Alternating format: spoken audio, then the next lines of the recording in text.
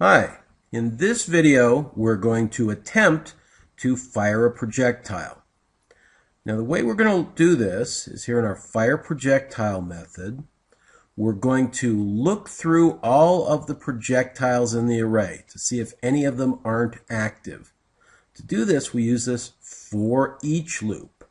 So for each projectile sprite tablet, that's just a local variable name, in our array, so projectile sprite with a lowercase p.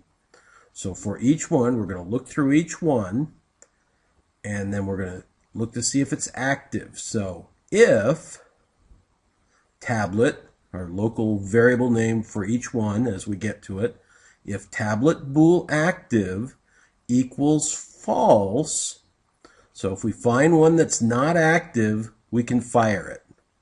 So we're going to say tablet bool active equals true, and semicolon, and then we've got to figure out where it's gonna start from. So sprite position, tablet.sprite position y, and it's going to be fired from the plate. Later we'll fire it from something else a little more appropriate than a plate, but a plate's what we got right now. So sprite plate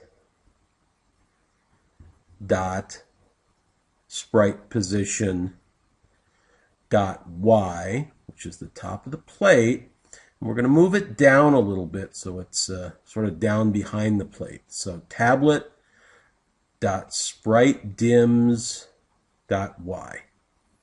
So we're moving it down the height of the tablet. And now we need position in X. So tablet dot sprite pos dot X. And again, it's coming from the plate, but remember these positions are on the left side. So sprite pos dot X. That'd make it all the way over on the left, so we're going to add a little bit, push it over to the right, and based on the width of the plate, which is sprite dims.x, but not the whole width, just maybe a third. So divide by 3 to move it out into the middle of the plate, and then we need to give it an initial speed, so tablet.sprite speed.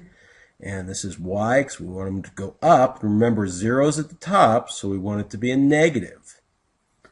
Now, once we've found one that wasn't active and we fired it, we don't want to go through the rest of the array.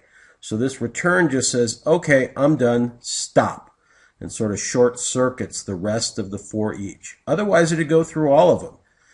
Once it finds one, it sets these values, sets it on its way. If it doesn't find one, we don't fire anything, and pulling the trigger or clicking the button won't do anything at all.